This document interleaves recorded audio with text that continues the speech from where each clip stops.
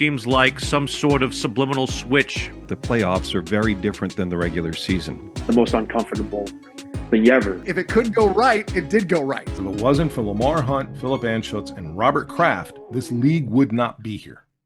Hello, NYCFC fans, MLS fans, and soccer fans in general. My name is Scott Schertzen with Streampunk Soccer. Joining me, as often is the case, is Mr. Bill Akins, USL sports writer for the champion Pittsburgh Riverhounds, and also, especially joining us today, NYCFC fans know him, they love him, they respect him, Mr. Joe Tolleson. We're talking the team, we're talking the season. Sir, how are you? I'm doing great. Yourself? Not too bad. It's been a very interesting off season that's gotten even a little more interesting. Yeah, we're going to delve into that. We got some fan questions we're going to address as well.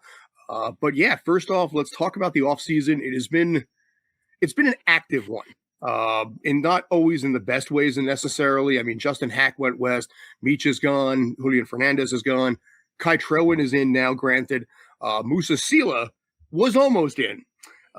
So I'm not sure where you want to start, but I'm going to turn it over to you. Give me some thoughts. Well, so Justin Haak, basically, I think a lot of that came down to money, and how you can make it work. So, for example, there was a release that came out a week or so ago showing how much allocation money every team has. Well, the way the allocation money works is, yes, you know, and I forget what the exact number was for New York City. So maybe they have, you know, or for argument's sake, we'll say a team has $5 million of allocation money that shows in that release. Well, what that release doesn't show is how much of that allocation money for the year is already allocated.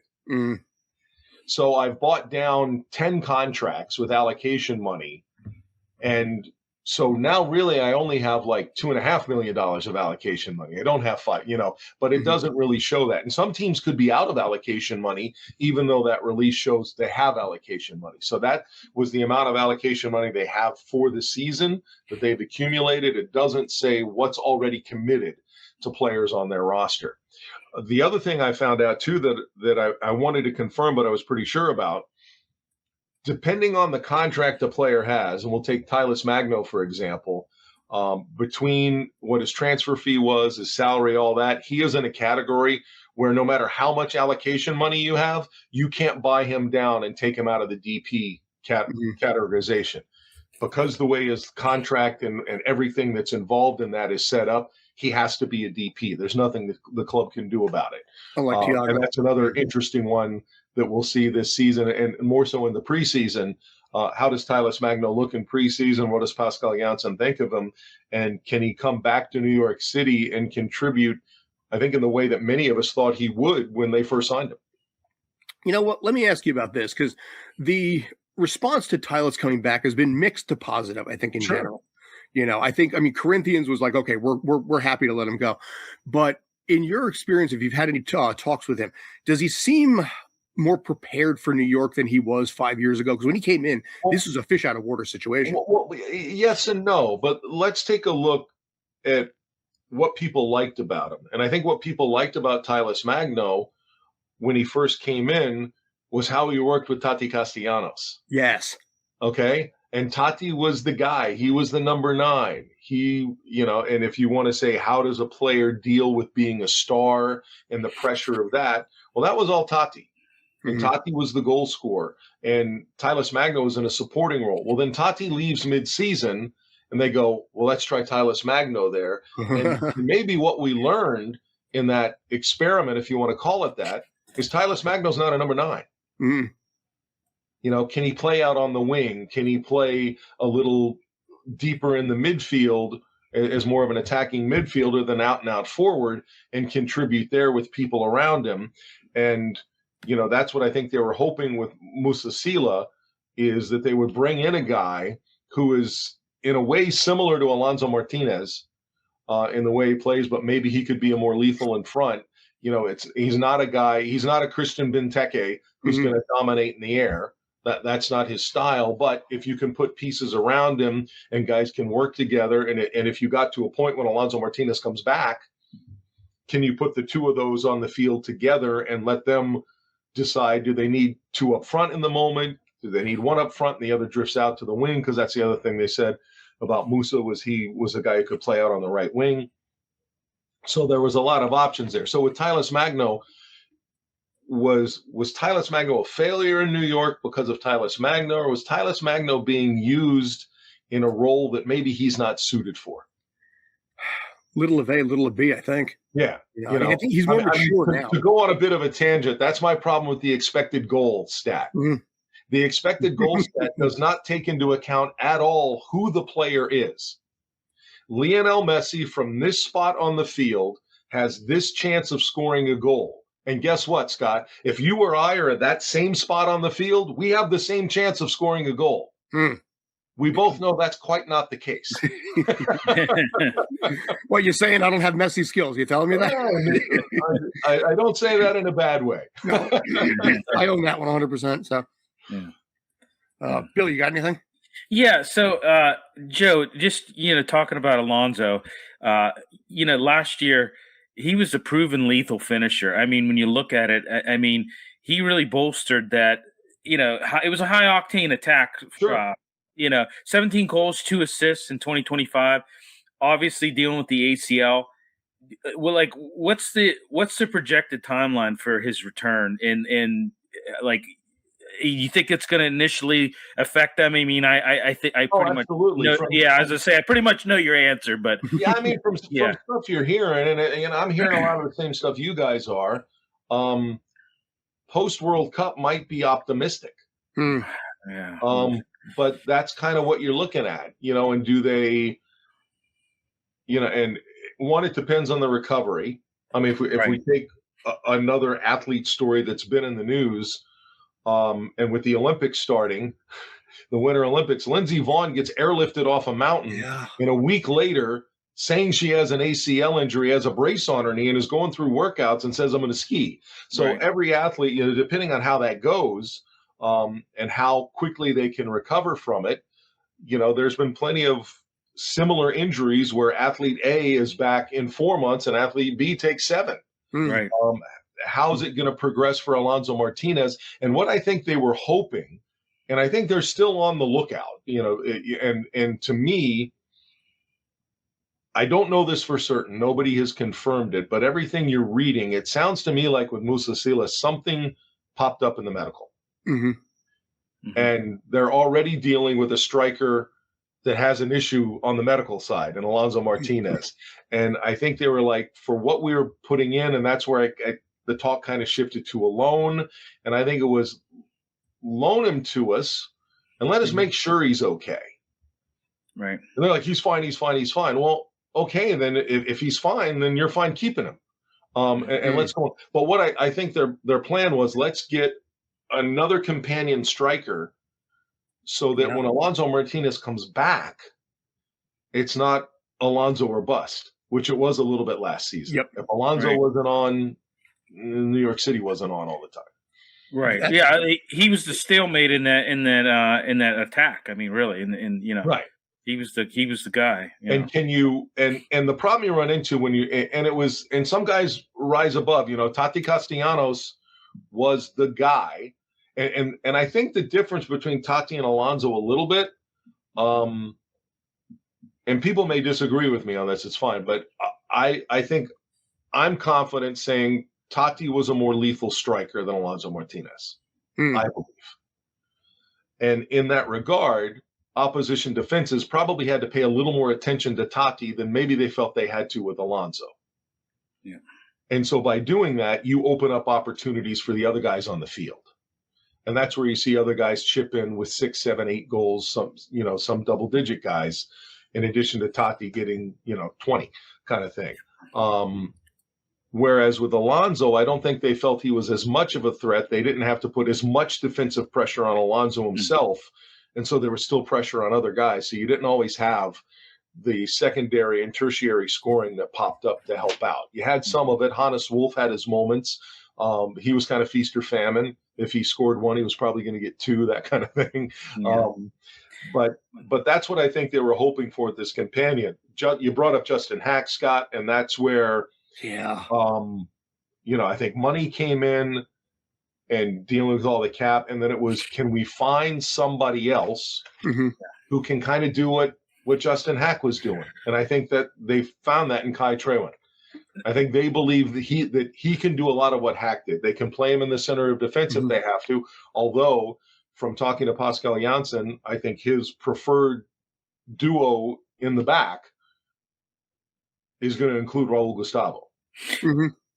But if they had to, they could put Trewin there. If they have to, they can put him in an outside back, maybe. If they have, but more likely is a defensive midfielder.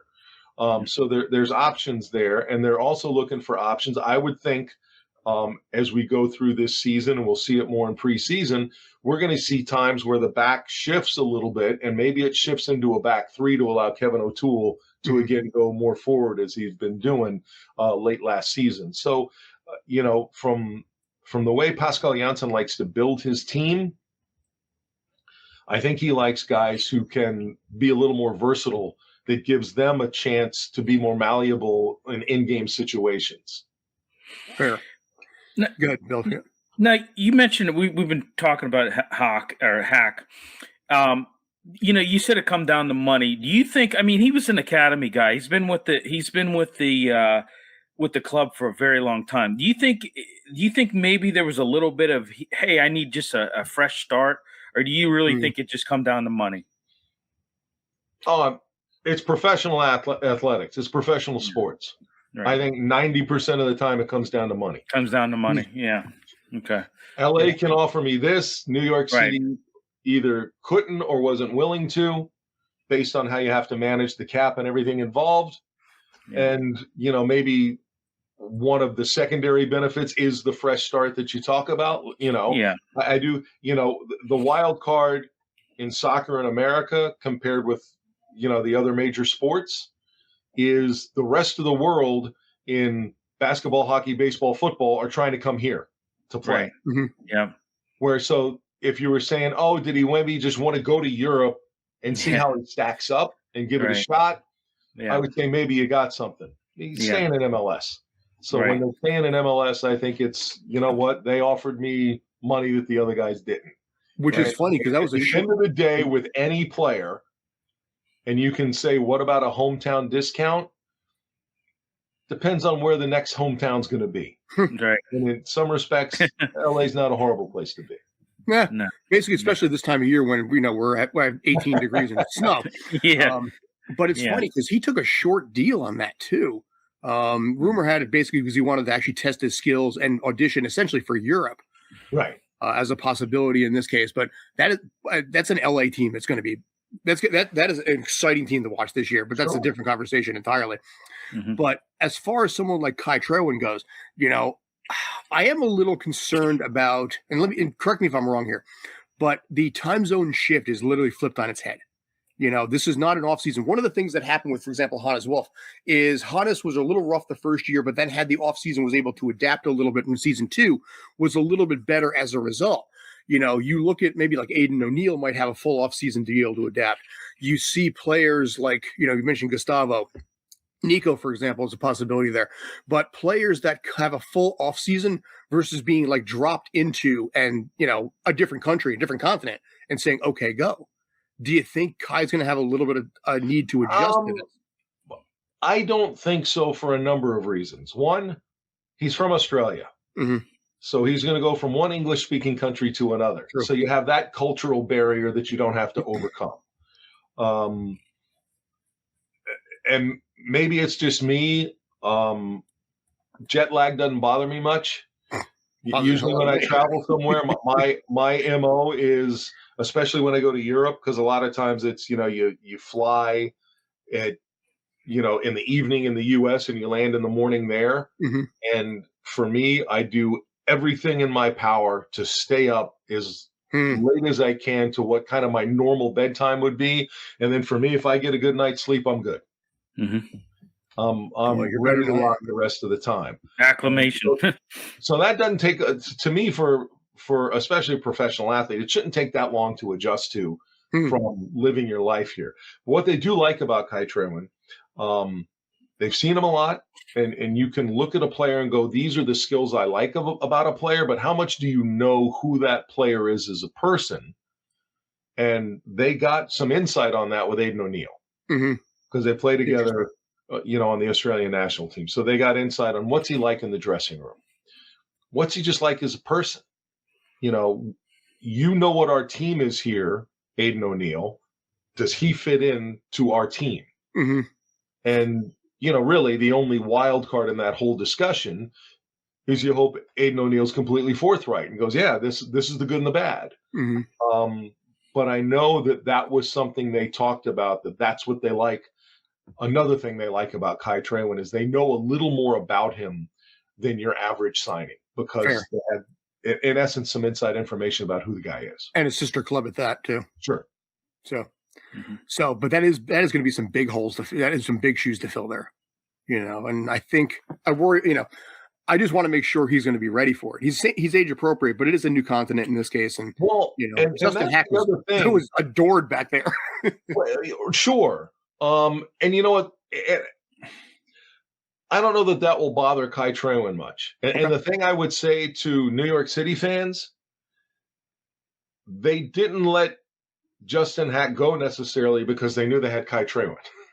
In every club, I think in every position has a list of whether it's the player wants to move, a player suddenly retires. I had no idea that all of a sudden this person was going to say, no, I'm done.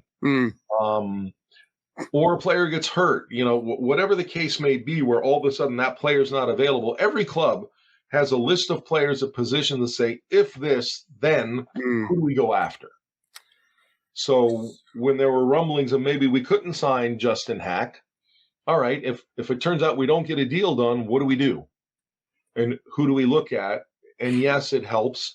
In some respects, New York City through City Football Group and New York Red Bulls through Red Bull should have some of the best scouting in the league just because they have teams all over the world and they have scouts all over the world because they have so many teams and high-level teams.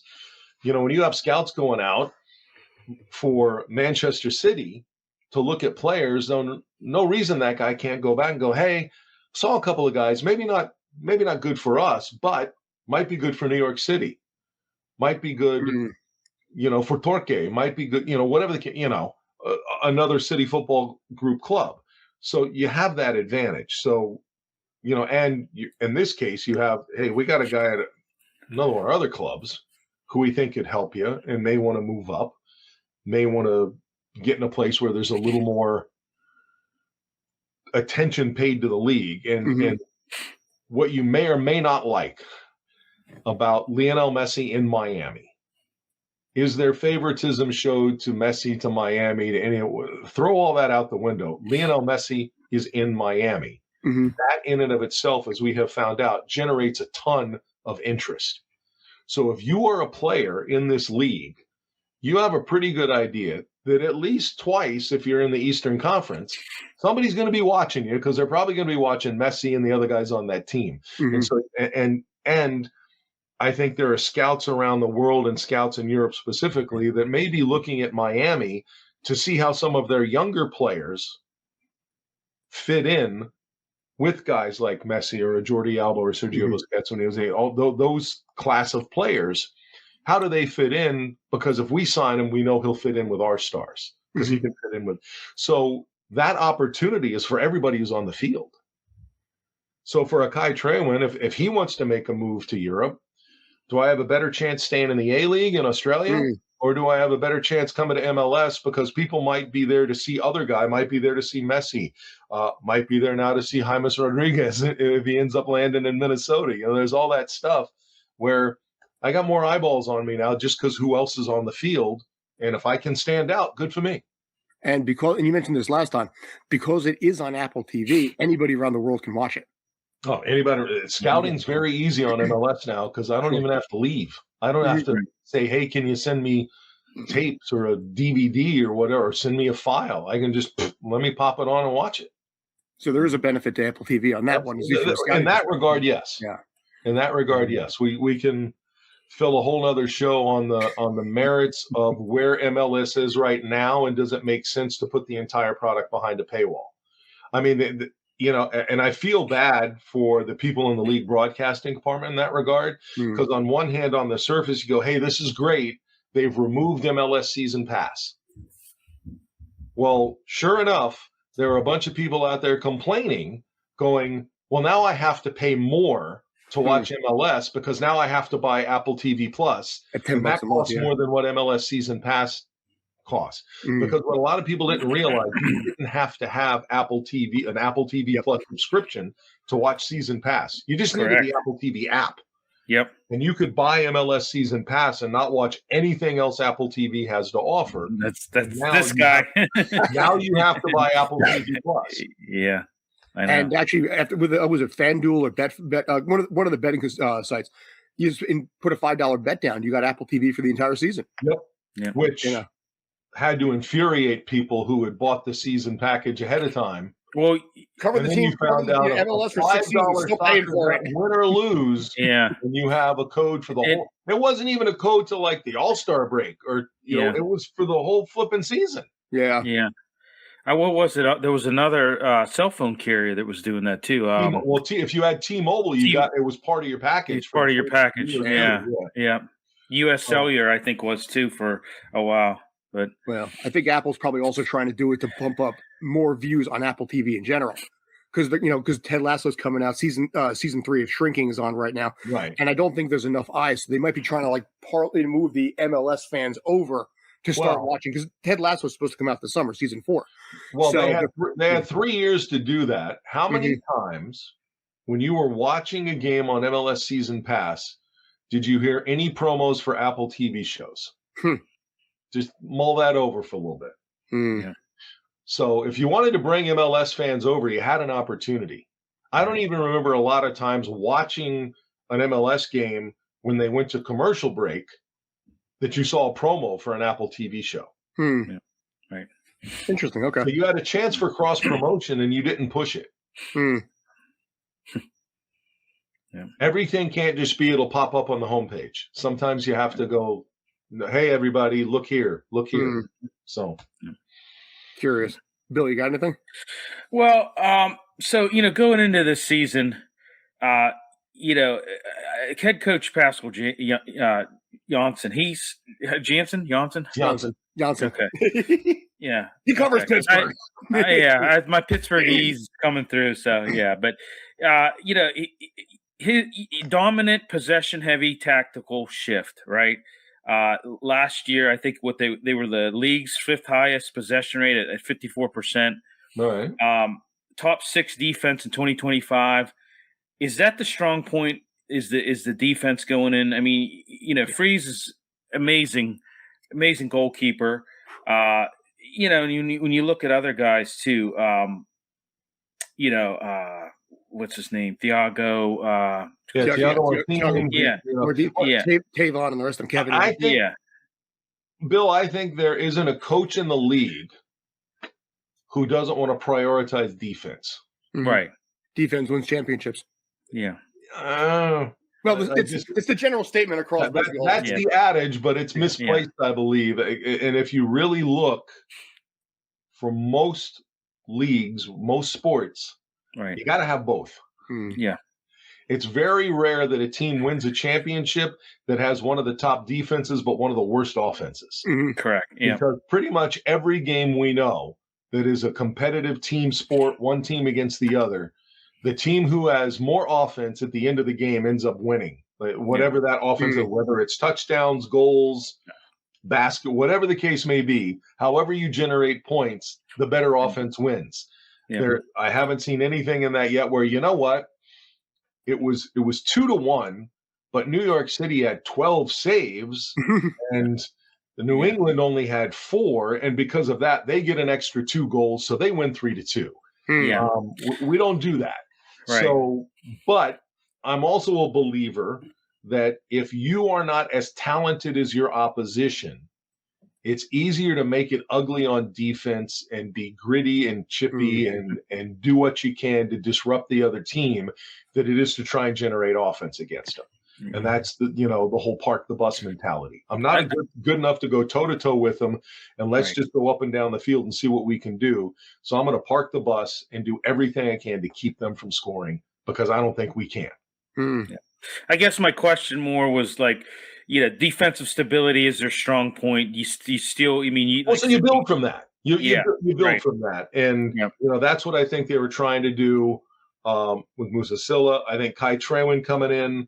And yes, we can talk about Justin Haak leaving, and Trewin gives you gives you a player who can be versatile and play in different spots. But he's also a guy who's expected to help fill a void with Andres Pereira being out. Yeah. Offensively, I've been hearing really good things out of preseason about the health of Keaton Parks. Mm-hmm. And, we got to a point, because that injury lasted so long and he ended up being out so long, I hate to say it, people almost forgot about him. Yeah. And in a way, if he can hold up, and for some players who have been injury prone, that's always a big question if. But if he can hold up, it's almost another offseason signing to bolster this team. And they did about their first scrimmage was a closed door scrimmage. He scored in that. But I've heard really good things about his play, how he feels. He seems to be recovered. Let's knock wood from a New York City perspective. So if you can add that back into the mix, that helps even more. But Trewin is also in part because Andres Pereira is going to be out for a bit as well, and they just needed depth. If you can talk about some of the positives from last year, I think if you look at roster construction, one of the things that I don't think you would brag about with New York City compared to some of the other teams in the league was the team depth they had. They had spots where if certain players were out, it was tough to fill that hole like for like. Speaking on that, the fans that are going to watch this are going to basically riot if they don't ask this question. Does the team have a backup plan for the Moussa Sylla deal? I mean, right now, they're, are they looking outside? Are they going to work within? Do you have any guesses on what the game plan is going to be there? Yes, I think they do. I think they had a plan for filling that void.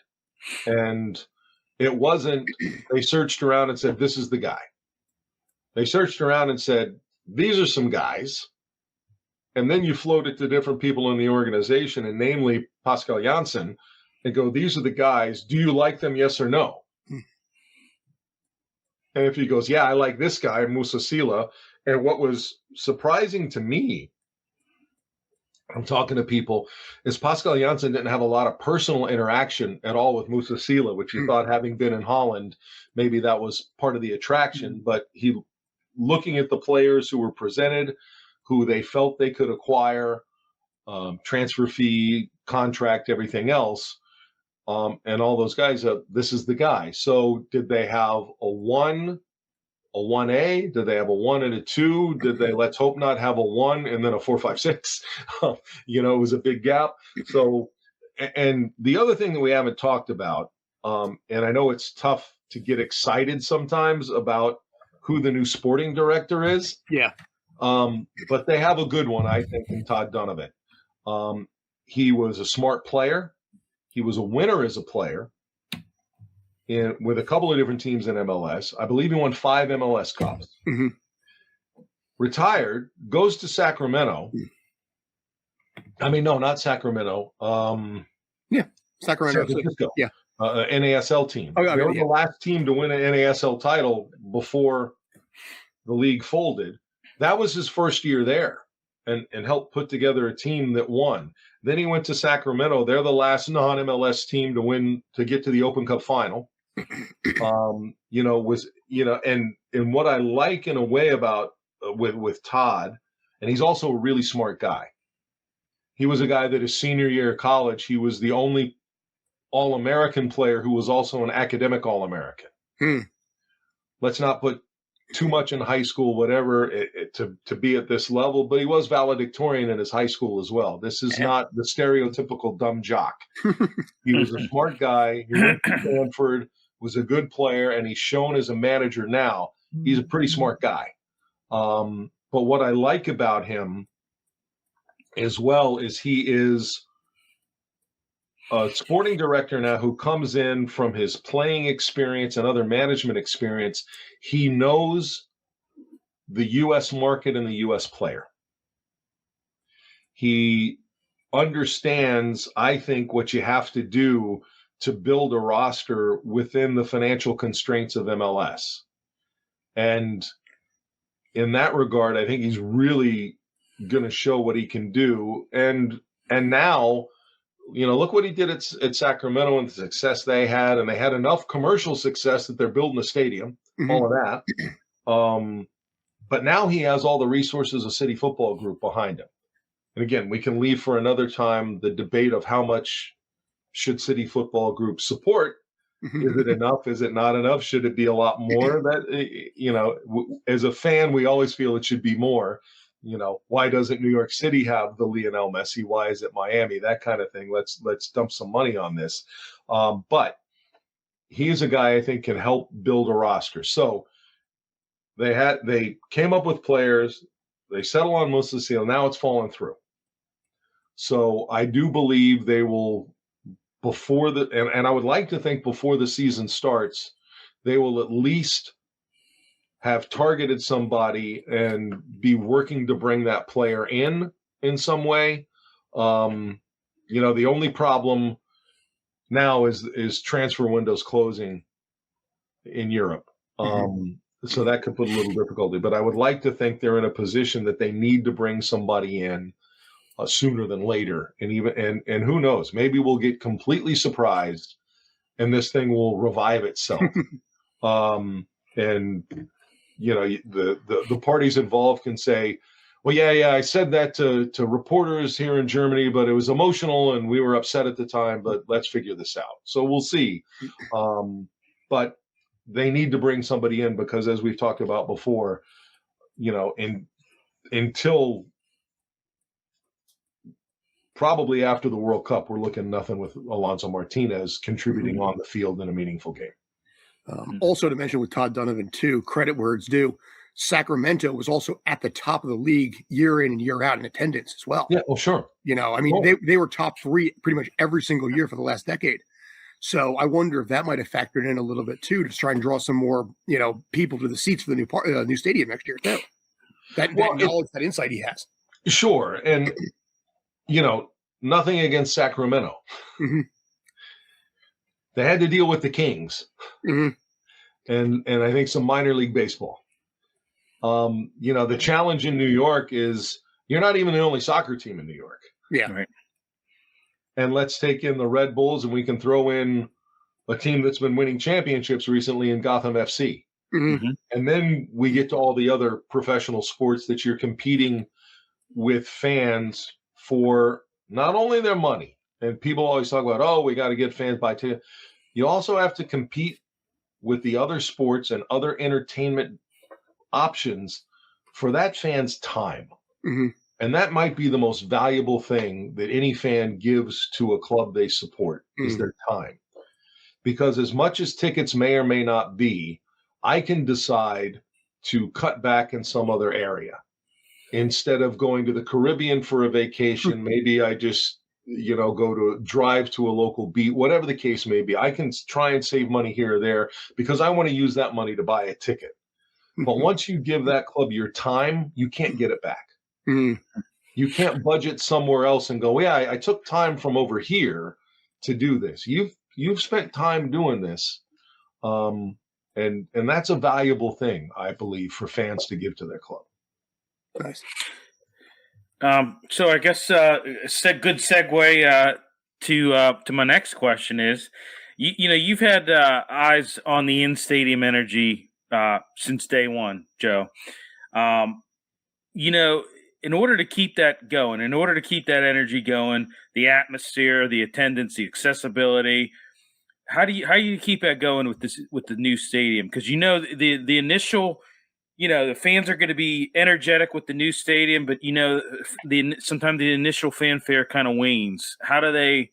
I mean, you kind of said it in a way, but if you could expand, I Once guess. the honeymoon phase is over. Yeah. I mean, the simple answer: win. Mhm. Right. Winning cures everything. Yeah. Can they put a team on the field that people want to come out and see? Now, Right. that said, the new stadium for the soccer purists, so to speak, is going to be a win right there. Mm-hmm. You know, if you look at Yankee Stadium, and Yankee Stadium is an iconic venue, not just in New York, not just in the United States, but around the world. Right. It is an iconic venue. Forgive me, and if I get in trouble for this, I get in trouble for this. You know what? I won't go as nuclear as I was going to. It's not very good for soccer. I'll just say that. Yeah. Mm-hmm. And if you look at it, some of the more expensive seats, because they're suite seats and all that kind of thing that are set up for baseball, might be the furthest seats from the field in the stadium because of the way Yankee Stadium had been forever. And when they built the new Yankee Stadium, they wanted to keep that somewhat unique foul territory that is deep behind the plate. So all those seats are pushed back from the plate. Now you're going to give people an opportunity to be right on top of the field, where pretty much every seat in the stadium is going to be if not a great seat, a really, really good seat.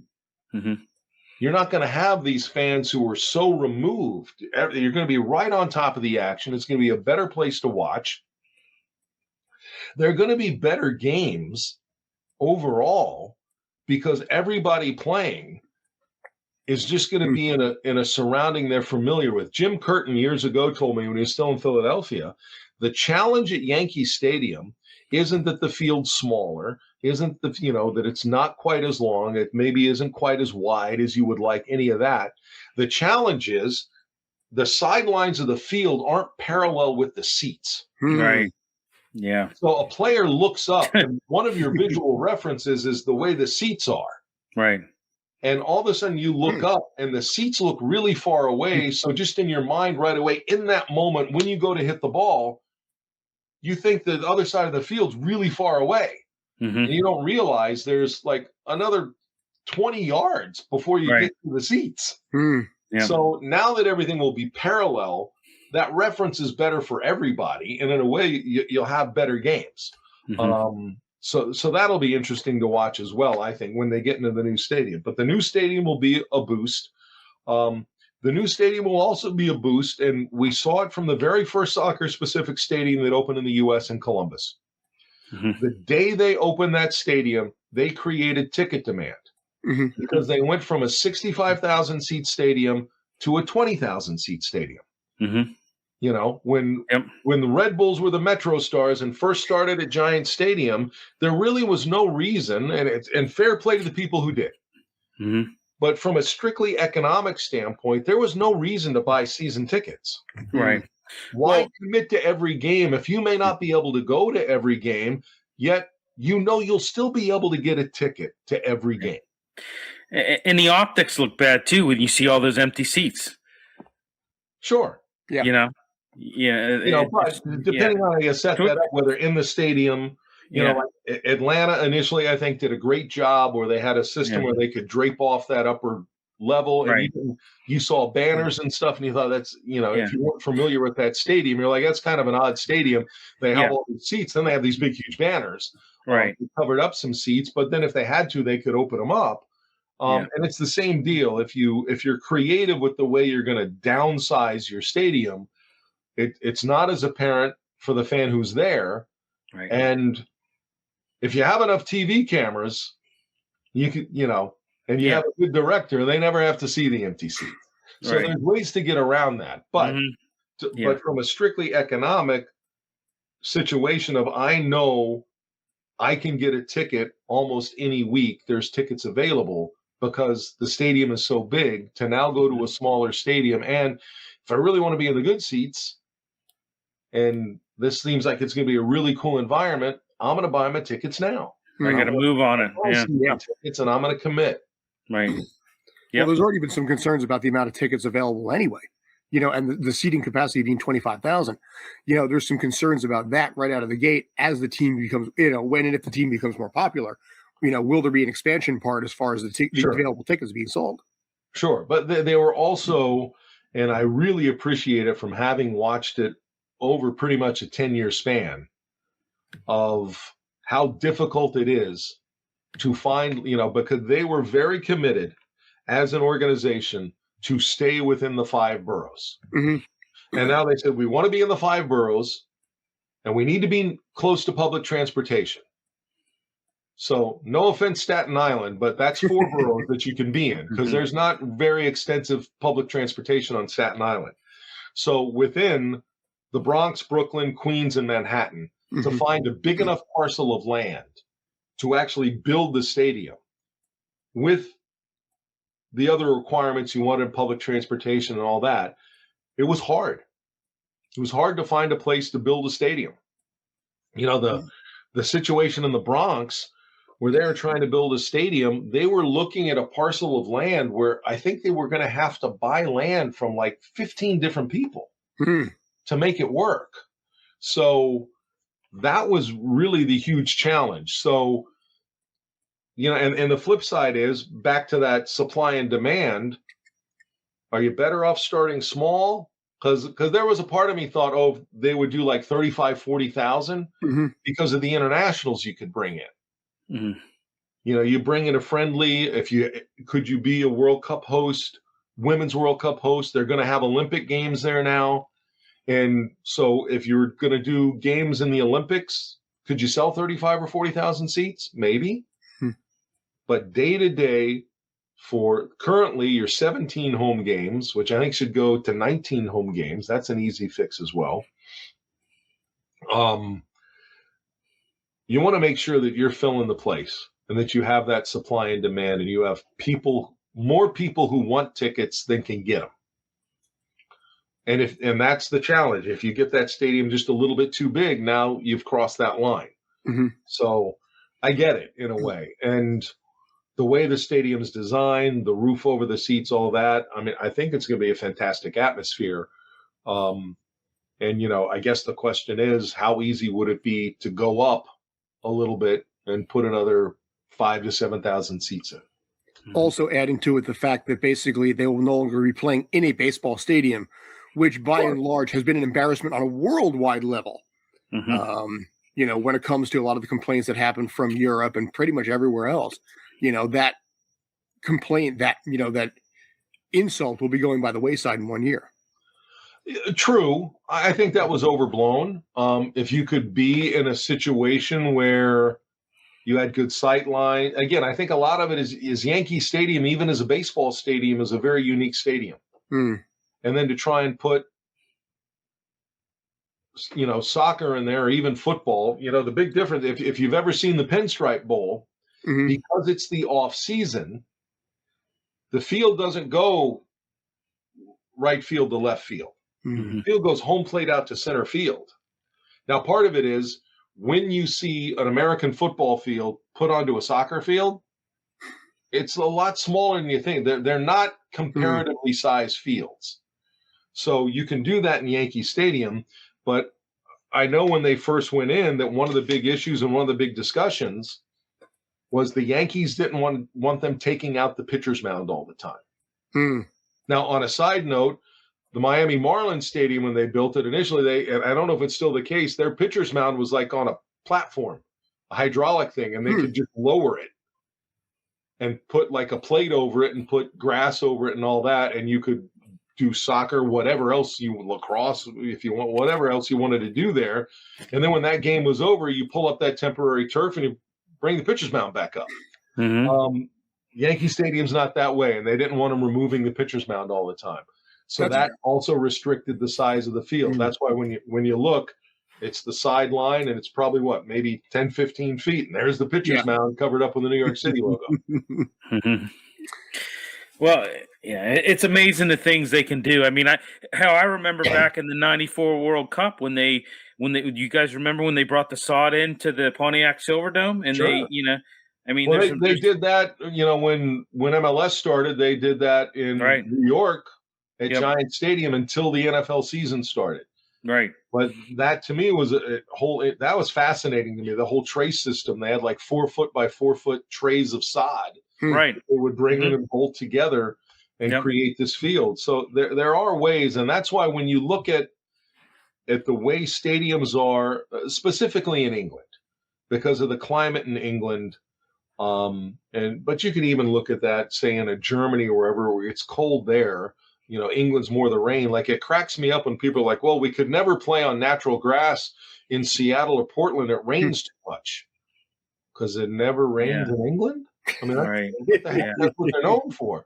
Right. So the stadium technology is there between under pitch heating, the drainage, all of that. And the fact of the matter is, and again, we're kind of going down a rabbit hole here. I apologize. But if you look at a lot of the Premier League stadiums, and what their natural grass field is, it's a hybrid.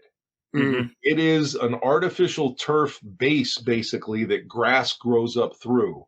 Right. And that artificial turf base keeps the root system of the natural grass all together. Yep. They all have some sort of, it's, you know, I shouldn't say nobody because I don't know for certain, but I'm almost positive in the Premier League, nobody has a 100% natural grass field.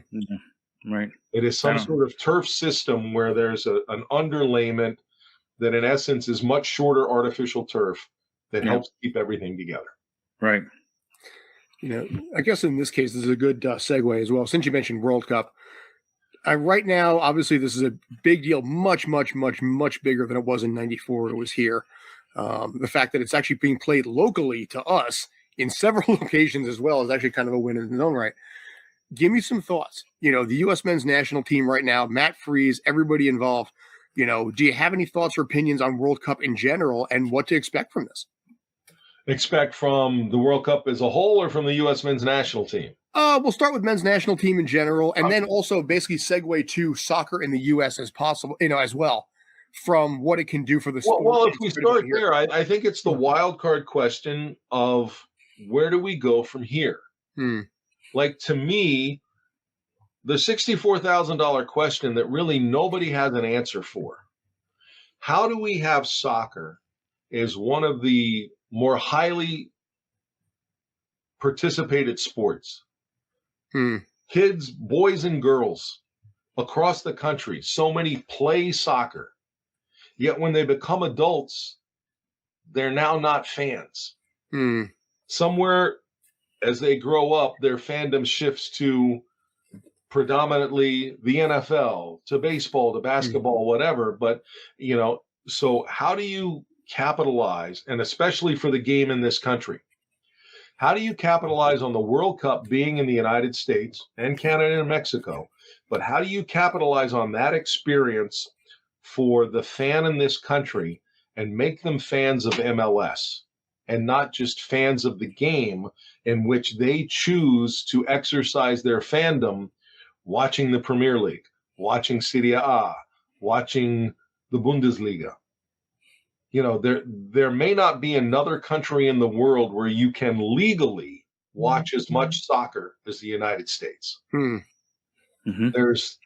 You can get Peacock, you can get Paramount, you can have ESPN, you know, ESPN Plus, or whatever they call it these days, to watch, you know, the FA Cup and other games they have. So there's leagues from all over the world that you can watch, and you never have to go to an MLS game or a USL game to exercise your soccer fandom. You never have to leave your house. And you can say, well, that's the same thing for baseball, football, whatever. But by and large, you know, nobody's sitting at home buying a streaming service so they can watch professional football, American football, that's being played in some other country in the world. I don't know how many people are paying for a streaming service so they can watch the Euro League in basketball. Right. I've seen some KHL games, Continental Hockey League, which is Russia and Europe. I've seen some of those games on TV. I don't know how many people make an effort to watch that game. If you're going to watch football, baseball, basketball, hockey in this country, you're watching the leagues in this country. That's not always the same in soccer. So how do we take those fans who whether they were already fans or now they've been introduced to the game, because let's be honest, if there's one thing Americans love, it's an event. Mm-hmm. If you can make it a big enough event, regardless of what it is, and get people excited about it, they'll go. Yeah. Relevant Sports proved that with their World Football Tour stuff they put on when they did Real Madrid and Manchester United at the Big House in Ann Arbor, Michigan. Mm-hmm. I don't know how many people who went to that game were truly a Real Madrid fan or truly were a Manchester United fan, but went because this is a huge event. Mm-hmm. I want to be part of this big event. So there will be people who want to be part of this event that is the World Cup. Mm. When the World Cup ends in July, how do we get those people to go, now I want to go to the event that is Major League Soccer? Heck, I'd even be happy if that. Now I'm going to go to the event that's Leagues Cup. Mm-hmm. And even if you bring them in there, but how do we get them to MLS games? If you're in other parts of the country where you don't have an MLS team, Pittsburgh, how do I get them to come to Riverhounds games? Mm-hmm. Well, they're supporting them here. I tell you what, they're Sure. supporting. Yeah, I mean, we're getting an upgrade on the stadium in the next coming years. But I kind of had a theory on this. I don't know. Maybe but I kind of feel like we don't do a good job at the lower level in soccer. Like for instance, where I'm from, my high school, they don't have it's a club sport, and they only have it for girls. Okay. And they used to never have it. It just came about in maybe the last 4 years. You live in a part of the country where if you didn't go to the high school game on Friday and didn't see a college game on Saturday, you might as well skip church because you've sinned enough. Yeah, right. But I mean, you have these leagues, and these kids play in these leagues. But then, some of these schools I know, like around where I live, once they're done with that, they don't have an option to play high school soccer. Sure. or and so, it's like, hey, choose another sport. And I think that they're that's the chicken or the egg thing, Bill, because if the interest was there from the kids, it would happen. They would right. find a way to have it as a varsity sport. Yeah. But sometimes you need to cultivate that too. For some sports that get going, sometimes it does take the kids, the parents, whomever, to kind of do a fundraising. Look, I get it. The school doesn't have enough money right now. If we raise the money, can we do it? Yeah. And you kind of go from there. So my nieces played. They played college soccer. They at IUP, which is Indiana University of Pennsylvania. Sure. But they played. Baby. Yeah. Right. Exactly. But they were one of the first classes to do the club soccer in girls, and the field that we have at my high school is not on the campus of the actual school. It's like 5 miles away, and the school literally charged them to use the field. So I mean, they made it difficult. I mean, I just think at the lower level they don't do enough to cultivate the sport. I just that's how I look at it. Well, I mean, there's and you can say, oh, they don't have it in high school, but they have a club sport. Yeah. And the fact of the matter is, and again, Scott, we can get into a whole nother show another time on pay for play in soccer in this country, but there are the clubs all around the country. Yeah. And that's where a lot of college, they do these club showcases, and that's where the college coaches go to scout. They're not always going high school to high school to high school. Right. Because their belief is in a particular area, there are athletes from 7 high schools that are on this elite club team. And they're the ones that I really need to look at. So why go to 7 different games when I can just go watch that club? Mm-hmm. Right. Mm-hmm. And they do that. I mean, when they were doing the development thing, Crossfire, which of course was in the news years ago, that was the whole, transfer payments and whatnot that they felt they should have had for DeAndre Yedlin. But one of the guys running that club in the development academy thing they were playing at the time was complaining that they had 6 games. This is club soccer for kids. They had 6 games that they had to fly to to get to their opponent. Hmm. They were in Seattle and they're playing a team in Northern California. And he's like, we're not going to drive 16 hours to this game. So that's other expense that you have to put into it. So, but again, like I said, that's the big question. I mean, that was one of my big objections when they moved MLS behind a paywall on Apple TV. Yep. Is, at some point we're back to money and time and the time that I'm going to invest. And, and if you talk about the finances of it, there was the deal with one of the gambling websites that you made a $5 bet, you got a code that you got the whole season for free. Yeah. If you bought season tickets with your MLS club, the MLS season pass was included in your season ticket plan. So if I'm a diehard fan and I really love MLS, why haven't I purchased a season ticket plan where I will get MLS season pass? It's time or money, which both go against me just going out and buying MLS season pass. So the problem that I felt, and it's, again, most of the leagues have this issue. The NHL and MLB, baseball, to a degree, probably NHL is closer to MLS in this than baseball. Basketball is a little better, and football, it doesn't matter. I'm convinced there's people who walk out the door on a Thursday in the NFL season and look at their buddy and go, "Yeah, you watching the game tonight?" "Yeah, I think so." "Who's playing?" They don't even know who's playing. They don't care. Football. It's football. And the challenge that I think other leagues, and especially MLS, have to overcome, how do I make the fans in my league be fans of my league? There's New York City fans. There's Real Salt Lake fans. There's San Jose fans. There's Austin fans. But are they fans of MLS? Yeah. If Austin's playing or New York City's playing, I'm all in. I'm watching the game. I'm invested. This is my club. When Minnesota plays Seattle, do I care? Right. And I think for a lot of MLS fans, they don't care. They care about their club. And that's a big hurdle to overcome. I don't know how you do it. Will the World Cup help with that?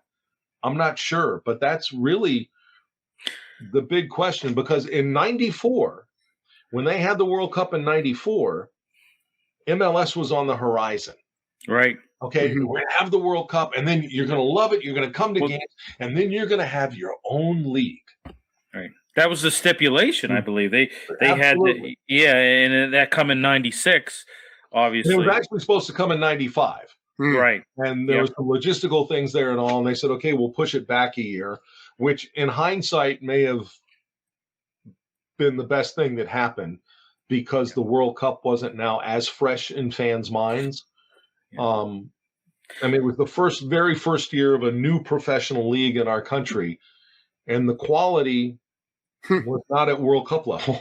Yeah. So I think a lot of fans would have gone and gone, "Well, I saw the World Cup last year. This isn't anything like it when I was watching." I can remember that the time was counting down too. I mean, it was like, what? It's not counting up and like it normally does. It's counting down. Oh, and it was a hard count. Also, the other problem that exists. I mean, that's been an issue, Bill, and not just MLS, but in the game in this country, time immemorial almost, is how do we just accept the game for what it is? Are we going to have football in the U.S. like they have football around the world? And depending on what country you're in, calcio, soccer, whatever. Everybody gets hung up on, it's football. But let's remember the British are the ones who gave us the word soccer. But again, but how do we just play the game like the rest of the world does and go with it? Or do we Americanize the sport because we think it will attract more people? And though it's different than everywhere else, it's close enough, but it will work because more Americans will like this version of it. And that's why you had the shootout instead of penalty kicks. Right. But frankly, I wish FIFA would switch from penalty kicks to the shootout. Yeah. Because the shootout is more skills that are involved in a game. It's not just a guy steps up and whacks it. Exactly. And also, I'm a firm believer, and maybe this is from my experience in the NHL, that the player who got fouled in the penalty area is the player who has to take the penalty kick. Yeah. You take a guy who has 4 shots on goal in the entire season, and because it's late in the game and the defender moves forward to be involved in this play, and he gets involved in the penalty area, and they go, "Oh yeah, Messi, you take the kick." You take it, yeah. Right. No, that guy had the goal scoring opportunity. Let him show if he was good enough to convert it before he got fouled. Don't put your best player up there. But again, that's another law of the game. Lower the guarantee of scoring too. I think the one positive note is that, you know, MLS in recent years has finally crossed in the top 10 leagues in the world, you know, which I think is in what regard? Well, popularity from what I understand. Sure. Yeah. And it should be. We have 300 million people in our country. Right. Well, yeah. You know, the misnomer across the U.S. when you talk about global football is that every stadium in Europe for every club, especially in the Big Five, but even if you want to knock France out of it because you say it's PSG and everybody else and you want to denigrate them in that way. But if you take Spain, Italy, Germany, England, you talk to just the average sports fan in this country, they think everybody plays in an 85 to 100,000 seat stadium. Right. And they don't realize that Brighton plays in a 12,000 seat stadium. Right. Or that Tottenham just built a brand new stadium and it's like 45,000. Yeah. Or look at Luton Town when they were up in the Premier League. That stadium, you know. Yeah. You know, so there's this misperception that this game is so huge and popular everywhere else that 100,000 people every week flock to all of these stadiums. And it's not quite the case. It's just not. Yeah. So let me wrap this up in a couple of minutes, let you get back with the day that you've got. But I did want to ask one question specifically with post World Cup in this case. Sure. We talked obviously a little bit about this and what the game plan is. My concern with this also from an World Cup to MLS perspective is that now you're knocking on the door of the NFL season. And also you have a Major League Baseball season, which is at the halfway point, maybe a slight bit past it. So you're at 85, 90 games in the MLB season where it starts to get more interesting. The playoff positions are starting to take place a little bit. So Major League Soccer is going to have to battle those two aspects off of the worldwide event itself. I'm not sure if they're going to be strong enough to do it as life takes over. Absolutely. And a quick note, I just looked it up real quick. Before Spurs fans get upset, 62,000 at Tottenham Stadium, but it's not 100,000 is my point. But don't get upset that I shortchanged it by 15,000. I didn't mean to. You know what, Scott? This question of moving to really the European calendar and the major European leagues calendar, because the Scandinavian leagues don't play in the winter. You know, there's leagues around the world that adjust their calendar to fit for their climate and where they're at. So the whole world doesn't play September to May. The leagues we watch in this country play September to May. And frankly, the leagues that MLS would like to do business with operate from September to May. A lot of this move to the quote unquote international calendar, one, you don't have to worry about the World Cup, the European Championships, the Gold Cup, any of those summer tournaments that cater to the European leagues and, you know, to the leagues in South America and the way their calendar is. You don't have to worry about, do we play through that? Do we have a couple of games? Do we just shut down? Because if you're going to shut down in the summer for the World Cup or the European Championships or whatever, well, then what's the big deal if you shut down in the middle of the winter, like the Bundesliga does, to let the worst of winter get by and then come back? But yeah, it's the tough decision of, do we play in the dog days of summer, not only from a weather perspective, but also that point of 162 game baseball season where you get into June and July and go, oh God, we still got months left of this. And maybe your interest wanes a little bit until the playoff race picks up. And so here's another entertainment option. And it's also, you don't have to, if I do a game on a Wednesday night at 7 o'clock or 7:30 and it's July, I don't have to worry about getting my kid home to get to school the next day. So there's that option as well. But then you have the flip side. And Eric Winalda always made this argument, so I'll give him credit for it. He goes, don't you want to play your championship game at a time where the weather is as good as maybe it could possibly be? You want to play your championship game in Kansas City like they did in 2012, whatever, 2013, when it was 13 degrees outside, or Toronto when it was 25 degrees? Or do you want to play in May when it's 75? Sure. And it's a better environment for your fans to come to. I mean, there's a whole lot involved there. But let's not kid ourselves. A big factor in the move of the calendar for MLS is business and financial. They feel that it will be easier not only for clubs to bring in players, but also selling players. If I'm retooling my roster at the same time the major clubs in Europe and South America are retooling their roster. The January window, when MLS is off, is always kind of hit or miss. You now take away, have I just sent a horrible message to my fan base by saying the money I can get for Tati Castellanos is more important than trying to win another championship, so we're going to sell him in the middle of the season.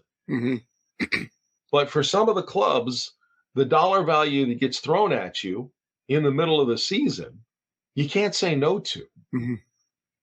So from a business standpoint, I can be more aggressive in the transfer market. It's easier for me to go and maybe spend a little more for a player to bring in the off season, if the off season is now the summer, where I can now have a time for that player to get adjusted, as opposed to I went out and I found a player in early August to bring into my MLS club in the middle of the season, yet he hasn't done much for 2 months. So now, while my season's going on, I basically have to let him do preseason training and get back up to fitness and all of that. And yes, they're professional athletes in the way of the world now. You kind of have to stay in shape in the off season. It's not 60 years ago where the preseason was to get back in shape. You kind of need to be in shape or you're not going to last long in the preseason, but there's still that adjustment. Whereas now I can bring them in for a full preseason, get them used to the club, get them used to their new players. So you're not doing it all on the fly. And also, hopefully, because you don't have to make hard decisions of, do I punt on potentially winning a championship this year by selling a player mid-season, I'm buying and selling when everybody else is. Right. Fair. And that's what I think that was the biggest, the global alignment, the player movement, better integration with these international transfer windows. You can acquire and sell talent a lot easier. But you have to deal now with, again, the money, but as I've said, I believe more importantly, the time. Right. Do you now have fans who might have been fans of your team, your league, who would go out and watch more games, who now go, you know what? I got a lot of things going on in my life. My kids are playing sports. My kids are doing musical concerts. My kids are in ballet or dance or at whatever it is that they do, and whatever other interest your family has that you want to do. And now you want me to take 2 or 2.5 hours to sit down and watch an MLS game, but I want to watch, Alabama play Tennessee on Saturday, and I want to watch an NFL game on Sunday, and, I would say baseball playoffs, but you're already dealing with that. But, there's other stuff going on now that is taking away from you being actively involved in supporting your MLS team. And I don't know, maybe they've done the research and said, you know what, our season now is stretched long enough. Our season is stretched into November that we're already dealing with the baseball playoffs. We're already dealing with kind of the NFL season getting started and really people getting into it. And now, unfortunately for the league in a way, when MLS finishes up with MLS Cup and everything, that's right when NFL is heating up. Yeah, and college is got their, you got your you have all that. You have all that. To deal with that, but because the season stretched so long now, you're already dealing with, maybe they realize we don't lose as many fans as maybe we thought we would to the NHL or NBA. Right. There's all those things that factor in. But to me, that's going to be the big question is, how do we make it work? And yes, they're going to take that break over the holidays and into January. But, maybe they will make it work this way. I think long-term, it kind of becomes, it's not as feasible as we might think. You can't force the Orlandos, Atlanta, because they're inside, Houston, any of those Southern teams and the California teams out west. You can't force all them to really load their home schedule with games in February and early March because you guys have warm weather.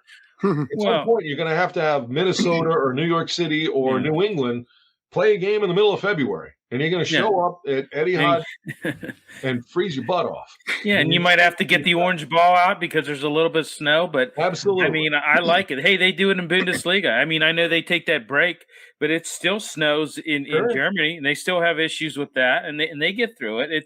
It's a game that's meant to be played in the elements. But I do agree. The fan experience, I think playoffs in warmer, late spring weather is you're going to have better attendance. And then, let's face it, in some of those, And what you do, Bill, is we've talked about you're having to compete against the NFL and college football and the playoffs and all that. Yeah. Well, unless they cut a season short because of World Cup or other things, that season stretches and you're competing. Exactly. The excitement of teams making the playoffs in the NFL, you're competing with the college football playoffs and all that. And now you're moving your playoffs to, in a way, a more dead time in the calendar. Yes, you'll still have maybe conference finals in the NBA and the NHL. Right. The excitement of, hey, baseball's back has died down. And so maybe more people get excited about your playoffs and your championship than they would in November and December. Right. Fair. Yep. So, Joe, I appreciate the time as always. Thank you again for this. In this case, how can people find you on social media, and what's on tap? You always ask me that, and now I have to look it up because I'll put it in the bottom. Well, no, because like on Instagram, I had to put like an underscore in. Oh yeah, okay. So I caught you off guard there. Where I do all that, and I'm so in tune with how Instagram works. I even know where to find all that. Here we go. Profile: Joe _Tolleson _NYC. Okay. So 2 underscores on that one. Joe _Tolleson _ Had to figure it out. Joe Tolleson on X, Twitter, whatever you want to call it. Still dabbling around there. So that's kind of what it is. I have not embraced the excitement that is TikTok, but so we're a different generation on that one. We're still working off MySpace. But no, appreciate the time. Any final thoughts for NYCFC fans? I think in a way, let's see what happens with this Moussa Sylla. If they can't find a replacement there, I don't think we can wait too long for Alonso to come back, kind of thing. So I think New York City needs to fill that void. I do think they have the other pieces around, and while on one hand I say they need to fill that spot, and they need to fill that spot because of really a really bad injury to Alonso Martinez. But on the flip side of it, don't be too disappointed that it wasn't a very, very active transfer window off season for New York City from a player perspective. There is something to be said for continuity and keeping a group together and letting that group continue to mesh together and learn how to play together and really be a good cohesive unit. So you have that. Pascal Janssen has another off season and really a team that has kind of stayed, they've kept the core of this club and they understand what the objective is, the way he wants to play. And they made the playoffs. They had an okay run in the playoffs. Did everybody want it to be a little deeper? Maybe the regular season a little better? Absolutely. But you have a team that has built something together here. And now let's see if this club can take the next step. Because I do believe at times if you have a good unit and then you bring in too many pieces that all of a sudden you stick in, they have to get used to things. The rest of the team has to get used to them. You've probably ticked off a player or two who's upset that why didn't you think I was good enough to be in that role?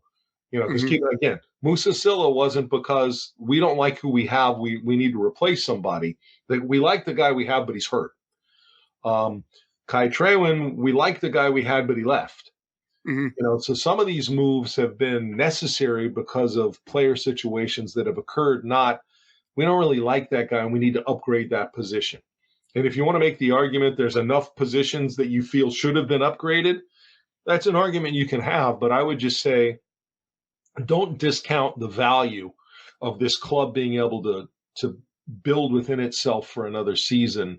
And I'm hopeful, especially if they can find that answer up front until Alonso Martinez gets healthy, that this is a team that can maybe do some damage. The other thing that I would say to fans as well, from what I'm hearing, and maybe because coaches, players, teams, they all say we want to win every game and we want to win every competition we participate in. But I've heard a number of players bring up the U.S. Open Cup. And I hope that what we have in the U.S. Open Cup, especially early on, shame on you, Pittsburgh, but early on is these are games that the club says they're important to us, so we're going to play our best players in this game. And it's not just, it's the Open Cup. It's a chance to see what some of the reserves can do. Interesting. Nice. So, all right, that should wrap it up here. Thanks again, Joe. Appreciate the time as always. Thank you, Bill. I appreciate it on your side as well. Anyway, I'm Scott Schertzen. This is Streampunk Soccer, part of the Streampunk umbrella, Streampunk Cinema, Streampunk Fighting, Streampunk everything else, CFL when that comes back, the entire umbrella. So check out everything that we've got in every aspect of it. Thanks as always. Take care. Any questions you got, let us know. And as always, stay awesome.